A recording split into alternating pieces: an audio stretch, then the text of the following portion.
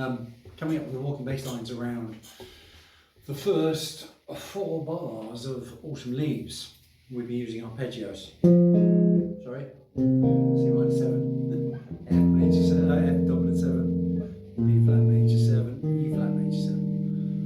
And we'll be using arpeggios in 1, 3, 5, 7, and trying to sort of create bass lines using these notes. She's using these notes, trying to find notes that we can land on that maybe aren't even the root note. So I think that's where we need to look at today. We're still going to stay on the arpeggios. We're not going to jump in any deeper at the moment, but we're just going to think about landing on the other notes in the arpeggio. Just kind of break it up a bit. So, for example, C minor 7 is the first chord. That takes us up to a B flat. So we've got a C flat, a C, E flat, G, B flat. That's the 7th, isn't it? Root, flat 3, 5, flat 7. Perfect place to drop down to the A, which is the 3rd of the F7. So we got C minor 7, C, E flat, G, B flat, and then we're going to F7, F, A, C, E flat. So we're kind of using the notes of the, well, we are using the notes of the arpeggio still, but we're not aiming for the roots. This is going to feed into a lot of stuff later on, where we just start stepping away from always playing roots on the first note, and even step away from playing chord tones on the first note. Everything works, just depends how you use it. No such thing as a wrong note, just where you put it. Okay, so we've got C minor 7. We drop down to the F. Now we're not going to worry about playing every note of the arpeggio. We're just going to use whatever notes are available to us. So we've got the next note, well, the next chord is B flat major 7. We're already on the 5th. Not much fun to stay on the same note. So we could drop down to the 3rd again.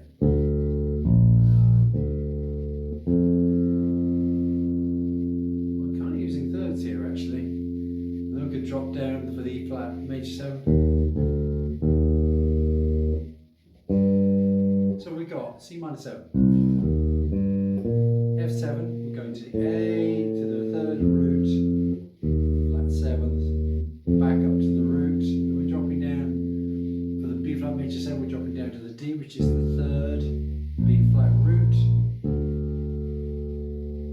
and then we're going to go to the 3rd, the D, then back up to the F, and then we're going to go to the E flat. We'll drop down to the major 7th. So we've got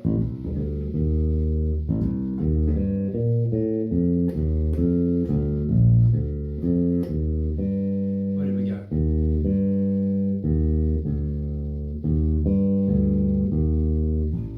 So what do we got? Root. We're going 3rd, root. Oh, let's drop down to the 7th. So on that E flat, we're going root, 3, 5, back to the root. So we've got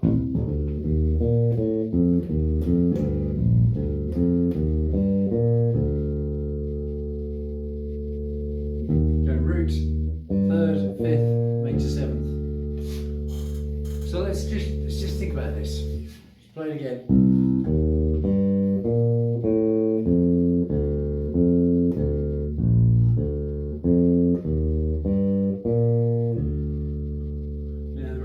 To that major 7th of the E flat, the D, so the next chord is going to be A minor 7 flat 5. We're not going there, but the flat and 5th will be one note up, be the E flat.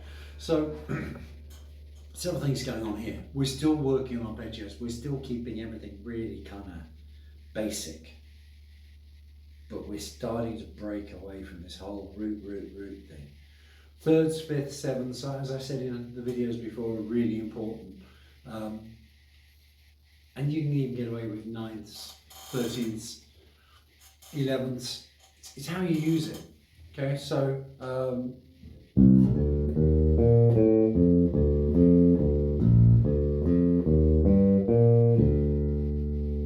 lovely bass line. That's the fact that we're not playing root every time.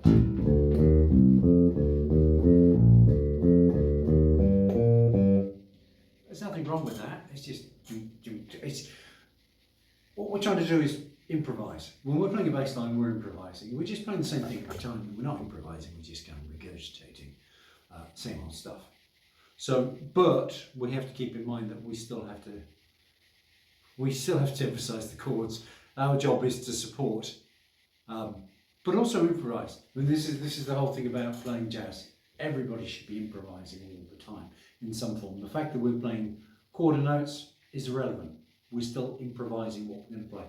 I try not to play the same bass line too many times. I'm always looking for different ways to get around the structure. So that's what we want to do. So we were starting on the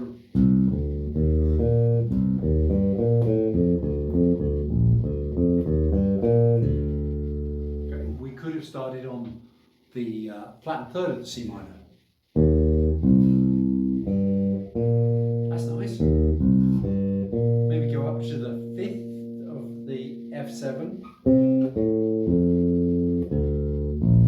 So what did we do? We got the C minor 7, we went third, root, fifth, sorry, it was,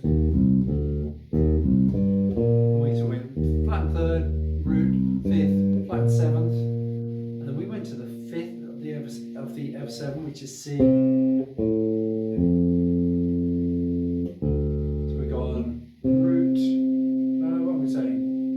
On third, fifth, third, root, flat seventh. Let's go to the fifth of the B flat. And then we go to the E flat. Seventh root to the fifth, and then we're down to the first note of the A7 flat 5, A minor 7 flat 5, which we're not looking at the moment. So if I can remember what I just did.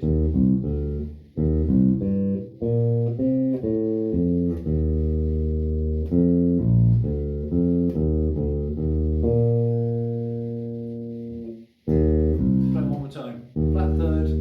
I'm winging it here, by the way. Flat third.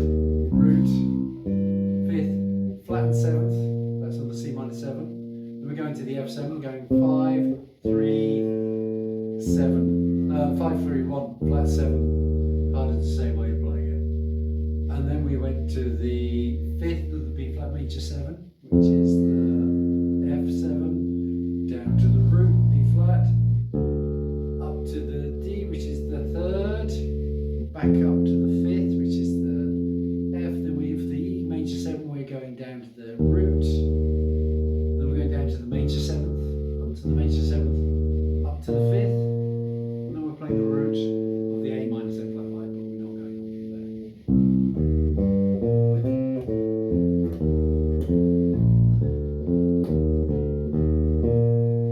there. That's a really nice, supportive, but creative line. So, which is what we want to do here. So I think the exercise this week is to take the arpeggios from the first 4 bars of Autumn Leaves, C minor 7, F7, B flat major 7, E flat major 7, and just start playing those arpeggios. Play everything down here in the first position, down here. We're not getting up here yet, you know? So you've got to think about it. If you're playing a C minor 7, everybody knows that shape, but you've got to know it this way. So this is getting into what we were doing earlier about knowing all your arpeggios and all your scales, being able to play them all from every finger without moving your hand. Yeah?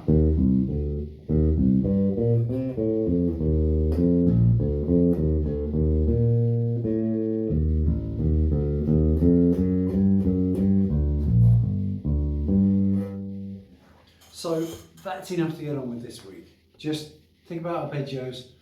Get your arpeggios down for those first 4 bars in Autumn Leaves, which you should have already if you've gone through the other videos. and just start breaking it up. Start kind of aiming for landing points. When we played that C minor 7, was the first example. We went C, this was from the root, C, minor 3rd, 5th, flat 7th. Puts this perfectly placed to drop down to the A. Half step movement is a very powerful movement. So don't always aim for the roots.